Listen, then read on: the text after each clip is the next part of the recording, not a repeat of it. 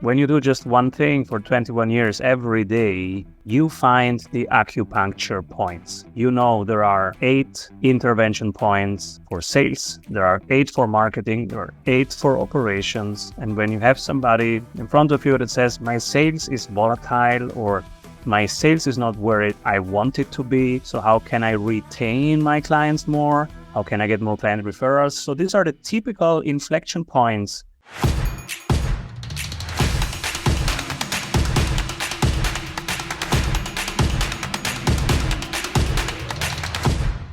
Ladies and gentlemen, welcome to the Kim Barrett Show. I am your host, Kim Barrett, and on today's episode, we are joined by Mr. Simon Severino of Strategy Sprints. So if you've ever thought about understanding how big companies work, how do they push, how do they really try and drive their revenue, this is going to be an episode for you to dive into.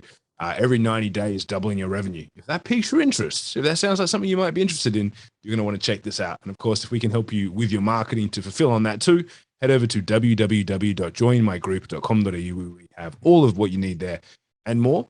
But until then, let's jump into the show. Simon, thank you so much for joining us today. Really appreciate you making the time. Hey, Kim. Hey, everybody. Excited to be here.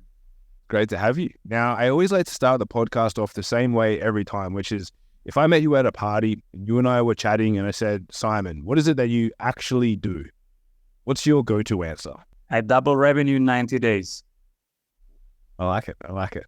And of course, the follow-up question is going to be, how do you do that?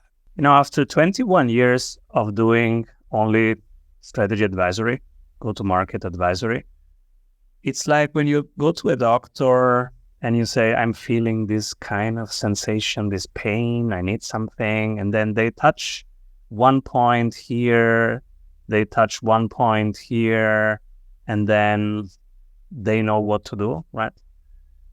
This is when you do just one thing for 21 years every day, you find the acupuncture points. You know there are 8 intervention points for sales, there are 8 for marketing, there are 8 for operations. And when you have somebody in front of you that says, my sales is volatile, or my sales is not where I want it to be, or I can increase my sales, but then I cannot deliver. So the link between my sales and my delivery needs to be better.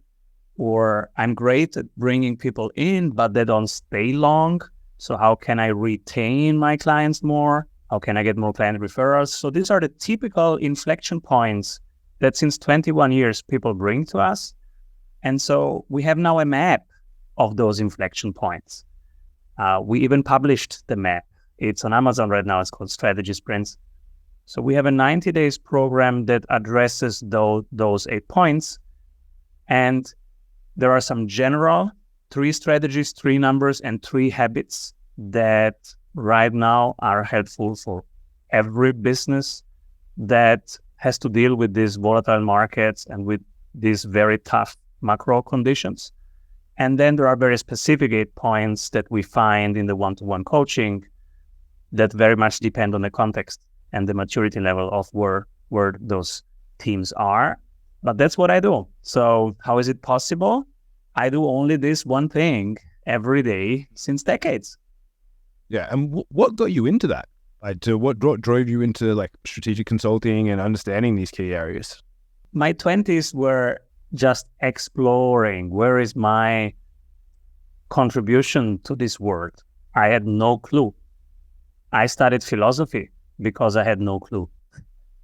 So I said, since I have no clue of the single parts, let's see if I maybe understand the whole thing first, and then the single parts get more clear. That was actually a good idea. It gave me a couple of years more to explore. And then I this was the time where the big strategy consultancies of the world, they were looking for people outside of economics. They were looking for scientists, for social scientists, and also for philosophers, actually, because they wanted people who are good at structured problem solving, structured thinking.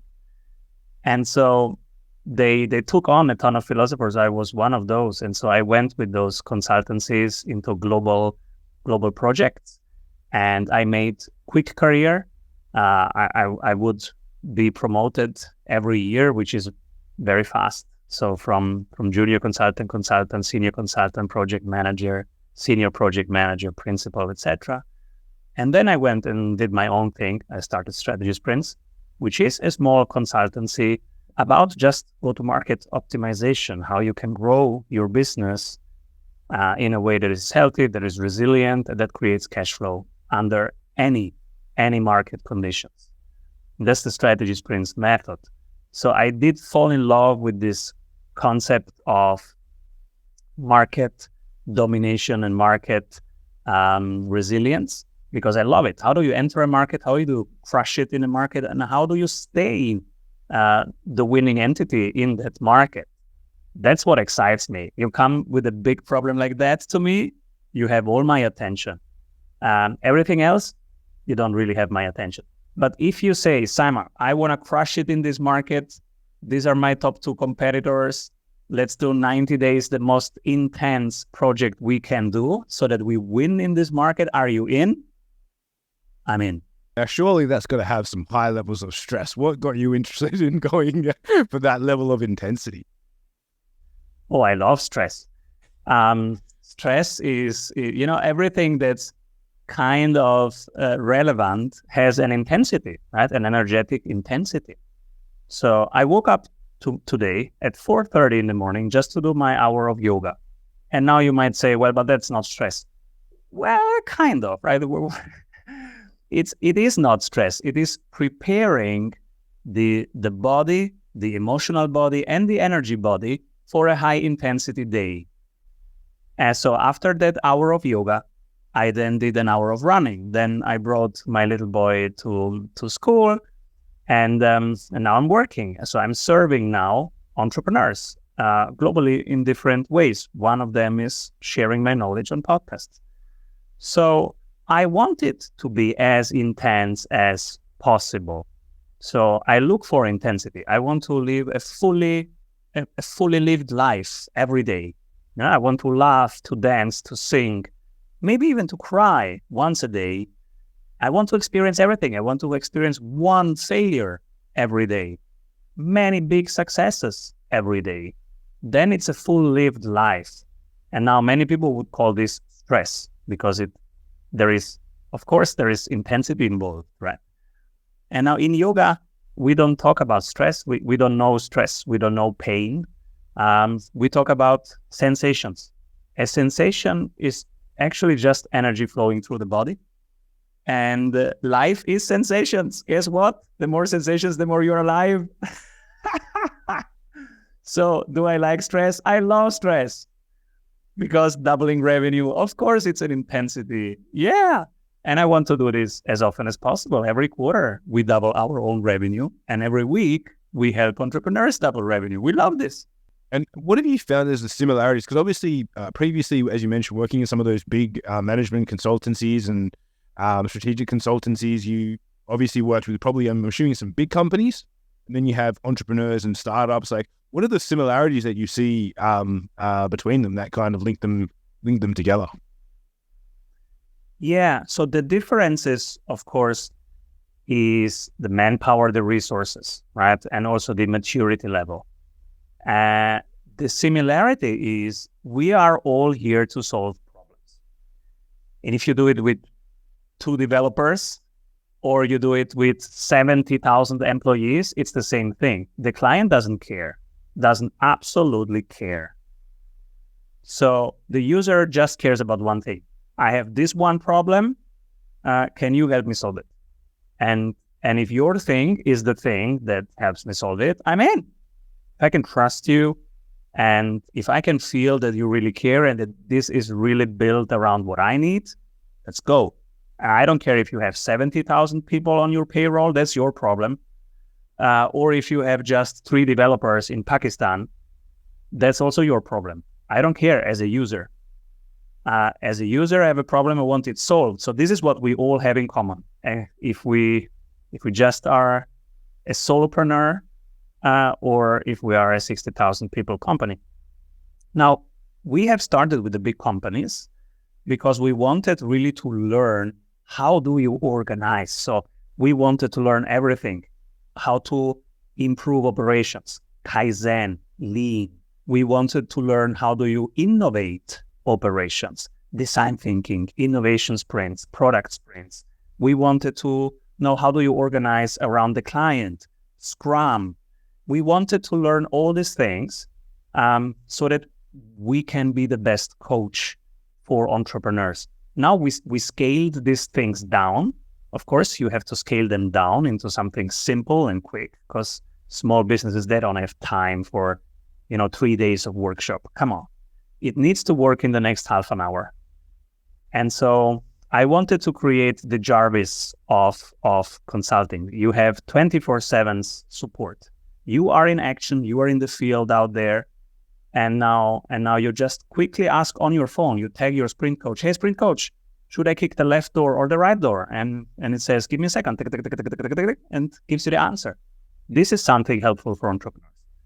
So we have built that landscape, and that's the 90 days one-to-one coaching, where they have us on their phone. They can tag us anytime. Hey, should I pick this CRM or that CRM?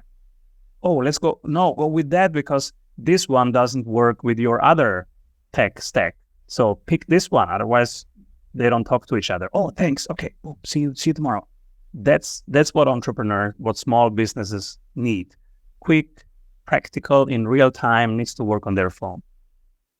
And so obviously you mentioned like 90 days, double revenue, get things popping. Like, what are the things that would stop someone from getting those results in that period of time? Most people stop themselves on mindset level, on marketing, on sales level, on operations level. Mindset, let's start maybe there. Mindset is they think they have to hustle. They think they have to do the work.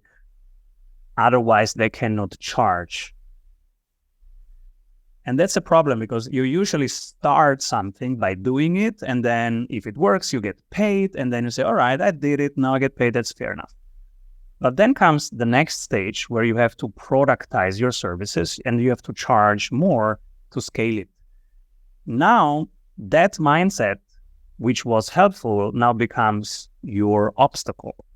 Now you have to switch mindset from I don't get paid for time, now I get paid for value. So it's absolutely okay that 2,000 people pay me today a high ticket price, even if I cannot serve them directly. And that's one switch that people need to do from I am here to hustle and to suffer to that other mindset. No, I am a master at what I do and I'm scaling this globally to get it to many people. And that does not include getting paid per time. You create value in a very different way, in a scaled way. That's the mindset part. So we have to move from being, founder to being business owner, from CEO to owner, from working in the business to working on the business. That's the mindset part. Then the second part where people stop themselves. And how do you see this mindset problem? When they charge, when they say the price, hey, what does it cost? And it's 4,000. Well, how much? Yeah, it's 4,000, but you get also that bonus. And then this is the bodily manifestation of that mindset block. If somebody doesn't have that mindset, if somebody moved already to a value mindset, you will ask, what's the price? 25,000. That's a different energy that manifests. So that's the mindset. Then the other mindset, the next problem is sales. People waste time on marketing instead of doing sales. Because marketing is more fun. We all love posting on socials, etc. Problem is socials has nothing to do with sales. People think that social is sales. And so they think about what to post and how many people clicked it, which is a waste of time, waste of money. So the first thing, we get them off the hook, off the marketing hook, and we teach them actual sales, which is something completely different. It's a contact sport and it's the direct path to growth. But again, they have some misconceptions about sales and why it's dirty or it's sleazy or whatever. And so we have to work through them until they find that it's a high art and it can be fun. So, and this is the point where they cut marketing costs, marketing expenses, and also time spent on marketing and time spent on socials. This is where they regain time to actually work on the business, on the vision, on the sales systems, on creating multiple revenue streams, on having a predictability and repeatability in their sales. These are all things that are very important. So where do they stop themselves? First, mindset. Second, wasting time on marketing instead of putting it into prospecting, into real sales work. Nice. And then once they say they've got the mindset down, then they've been able to switch that, and then they've got the understanding that it's like, great, I've got to focus on sales. Is it just like rinse and repeat for 90 days, or is there any, like, I know obviously there's many things which are, probably evident in your book and program and things like that, but like, what's the next, one thing that they really need to make sure that they focus on to be able to double their revenue in 90 days? There is a daily habit, weekly habit, and monthly habit. That's the core operating system of the strategy sprints model. Daily habit, you write down, how did you allocate your time today? Which one of those tasks will you delegate tomorrow? And delegating means, can be outsourcing, can be delegating to a software or to a person, but you have to delegate one thing after the other from your plate. So you build it, you write it down, you hand it over. You build it, you write it down, you hand it over. That's the daily habit. Everybody does that in your team, even if you are just 3 people. You will scale. This is how you scale. You find a way to solve a problem, you write it down, you hand it over, either to a software or to a person. We have hundreds of possibilities nowadays. It's wonderful. Weekly habit, you will get now on one real-time dashboard that your Jarvis has built for you. You will have your marketing number of this week, the one main marketing number of this week in real time, the one main sales number of this week in real time, and the one operations number. So the first number tells you how many people are interested in what we do this week. For example, how many people downloaded something from the website this week. The second number tells you, okay, how many people actually commit to work with us. And then the third number tells you how happy your clients are or how unhappy they are. So you either choose a retainment number, so how many people are we losing from our subscription, the churn rate if you are a subscription business, or if you're not a subscription business, then it's the number of referrals that you get from current clients. So how many referrals do you get from current clients? Because we always build a referral engine as one of the core systems. And so we will measure every week how many referrals we get from current clients. So they introduce you to others. So that's the weekly habit. You have this dashboard. And so it's not rinse and repeat for the next 90 days because your dashboard is your coach number 1. Jarvis is coach number 2, but coach number 1 is always the market. If it works, the market will show you in dollars. If it doesn't, you have to change something. And that's why it's 90 days, because it's 12 sprints with 12 measurements. So we have 12 times the chance to course correct if it's not the right thing. If it's not working, we have 12 times the chance to course correct. And so we have a thesis, but we validate it via the numbers. Only the market is coach number 1. Sprint coach is always coach number 2 to the team. And that's how 12 times we double check if the thesis is actually validated. And then there is a monthly habit where we rebudget according to where we are winning. So there's a quick competitive analysis. What else can our clients do and where else can they buy? And based on that, which takes half an hour with our tools, based on that, you cut 15%, 20% from your budget from where you are not winning. So these 2 features, we're losing against our competitors. We cut time and budget from there, and we reinvest it immediately in the next month into the 2 features where we are already winning. And since we are winning already, and we put in 15 to 20% more resources in the next month, first, you'll crush it because you are already winning. Now you have 20% more resources, you're crushing it. Plus, you have more defendability. You have a bigger moat now against your competitors. And this is especially important if you want to stay in the game. The first step is to win the game, but then it's to stay in a winning position. And you can only do that by rebudgeting monthly on the features where you're winning and cutting that, reinvesting that from the features where you're losing against your competitors. I think I know the answer, but I'm just curious. How important to you is dashboarding? Is knowing those numbers and knowing those metrics? Super important. So if you don't, let's say you don't have a weekly dashboard, how do you take decisions? Based on what? On the narratives that you get from Twitter? On the feelings that you have? So based on what do you decide? Should we do this or that? Should we hire a salesperson or a marketing person? Should we go into that market or that market? Should we launch that product or not launch that product? Should we stop that offer? Based on what do you decide if you don't have a weekly dashboard? You don't know your reality. And so when you don't know your reality, you base your decisions on things that are just narratives. And that's not a scientific method. You wouldn't run, your life that way. So why do you run a business that way? You want to know your reality. Otherwise, you are flying blind and taking decisions without any data foundation. Yeah, I like that. I could probably sit here and ask you questions about that sort of stuff all day, but I do want to make sure I stay on time here, Simon, as well. So a question that I like to ask at this point as well is there a question which I haven't asked you so far that I should have? Who is it for?